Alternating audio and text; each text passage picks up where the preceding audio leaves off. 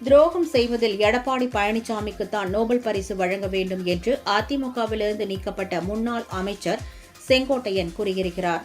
அதிமுகவிலிருந்து நீக்கப்பட்ட செங்கோட்டையன் கோபிச்செட்டிப்பாளையத்தில் உள்ள தன்னுடைய கட்சி அலுவலகத்தில் செய்தியாளர்களை சந்தித்தார்.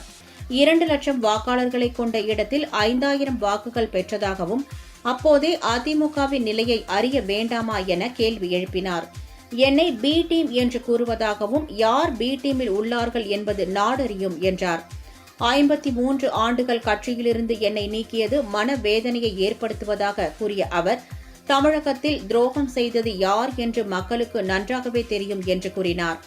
கட்சியிலிருந்து நீக்குவதற்கு முன்பு எனக்கு நோட்டீஸ் அனுப்பி விளக்கம் கேட்டிருக்க வேண்டும். அவ்வாறு செய்யாமல் கட்சியிலிருந்து வெளியேற்றியிருப்பதாகவும் எடப்பாடி பழனிசாமிக்கு முன்பு கட்சிக்கு வந்தவன் நான். அதிமுகவில் அவருக்கு முன்பே பேரவைத் தேர்தல்களில் போட்டியிட்டு வெற்றி பெற்றுள்ளேன் என தெரிவித்தார்.